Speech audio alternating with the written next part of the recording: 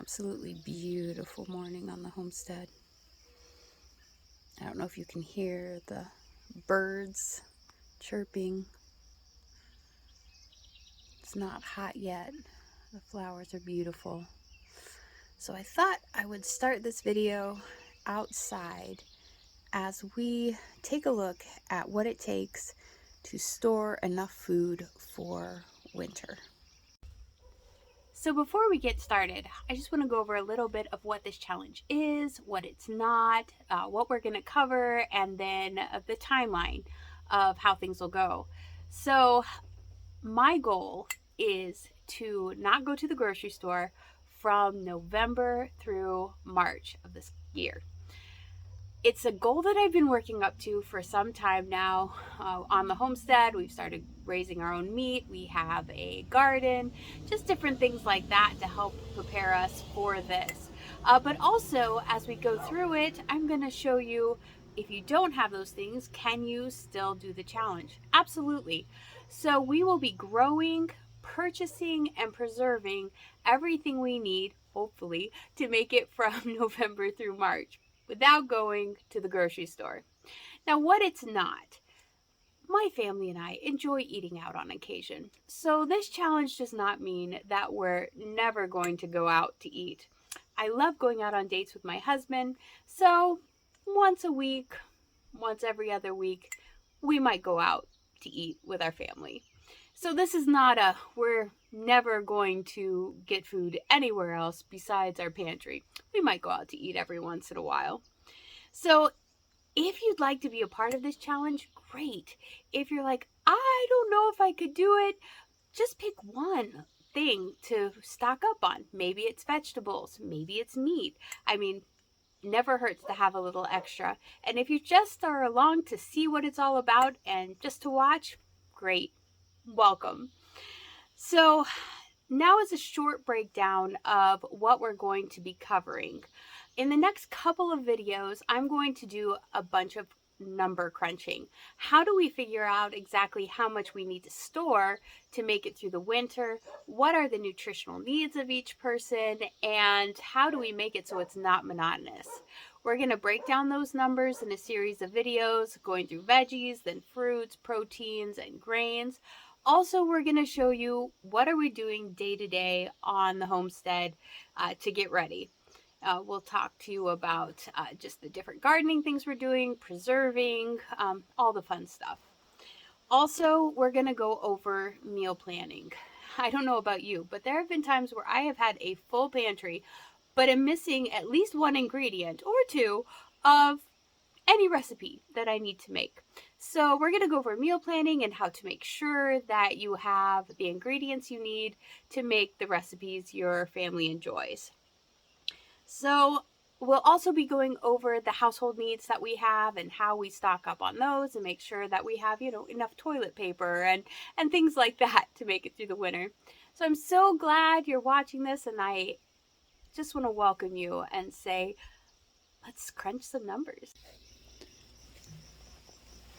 So today we are going to break down what the nutritional needs are of each person to be able to be fed well over the winter. And then we're going to look at specifically how to break down and know how many veggies we will need for our family.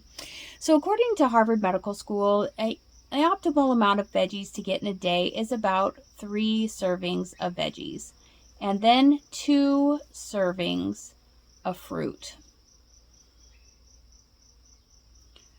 About 2.5 servings of protein, and 6 to 8 servings of grains. So today we're going to break down the veggies. Now, we are looking at a time period of winter, basically from November through March, and that works out to be about 151 days. So if we have one person and they need 3 servings of veggies a day, and there are 151 days, we need 453 servings of vegetables to feed that person from November all the way through March. Now, a serving is considered a half cup of a cooked vegetable or a whole cup of a leafy green vegetable such as lettuce or spinach. Since we're going to be using mostly canned goods or frozen, we're going to use the half cup measurement, being that our lettuce and access to leafy greens will be somewhat limited. So if we take 453 servings and we divide that by 2, because it's a half cup for each serving, we will need 226 and a half cups of vegetables per person to feed them from November through March. Now, for me, I preserve in a quart size. So whether it be canning or whether it be freezing, I generally divide it up into quarts. A quart is 4 cups.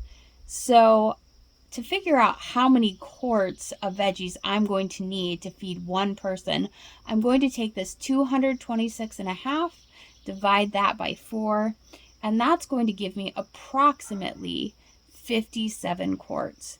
So I am going to need to preserve 57 quarts of veggies to feed one person from November through March.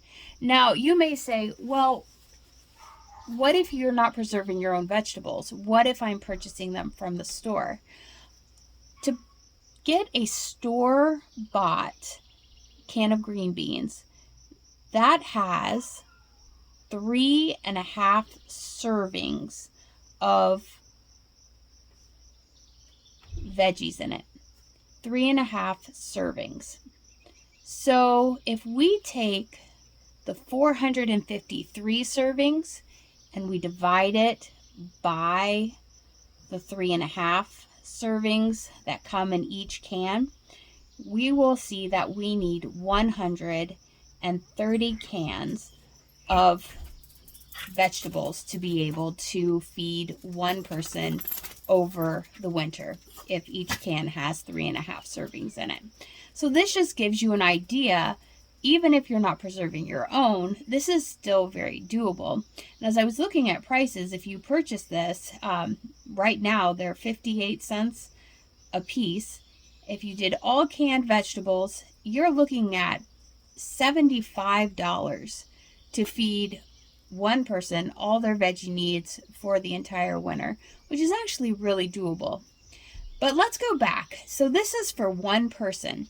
Now, if you have 2 people in your family, you're going to take this number and divide and multiply it by 2.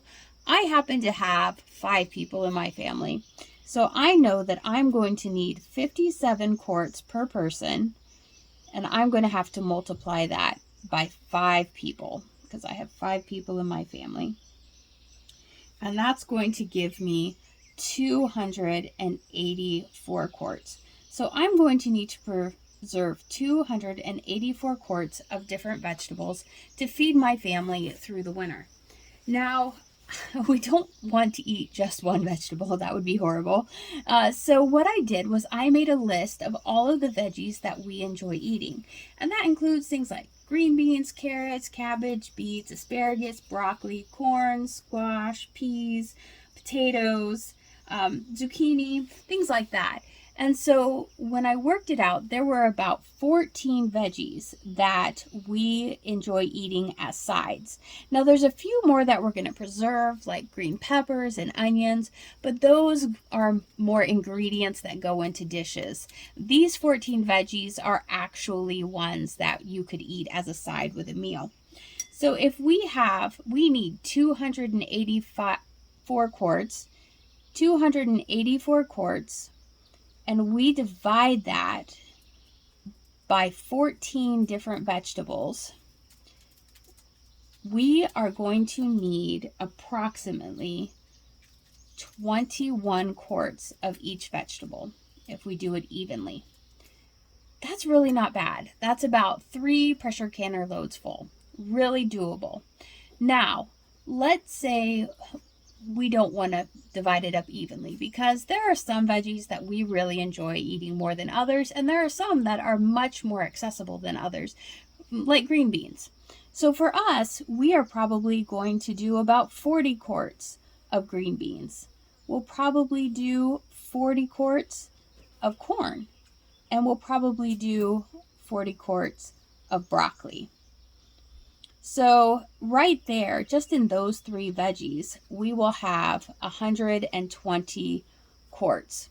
So if we take our 284 quarts that we need total, and we subtract out just these 3 veggies that we're going to do, which is 40 plus 40 plus 40, which is 120, then we just have 164 quarts of the rest of the vegetables that we're going to need. So some of these we will freeze, some of these we will can, some we can actually leave in their whole form, like our butternut squashes. They can just store on a shelf down in the basement. Some, like carrots and potatoes, we can even leave in the ground as long as it doesn't freeze hard, and harvest them as we need them. So there's a lot of different ways that we can store these 284 quarts that we're going to need, and it's really quite flexible. So now if you're not preserving your own, you're looking at this 130 cans per person. So you would just multiply that by however many people you have in your family and divide it by the number of vegetables that your family enjoys eating, and you can get a nice stockpile for the winter so that you can stay inside and not have to go out in the snow. So thanks for joining me on this journey, and I'm excited for what we will accomplish together. My next video is going to be a recap of what we've done so far, just to kind of catch you up to where we're at, and then I will do some more videos on number crunching for proteins, fruits, and grains. Have a great day!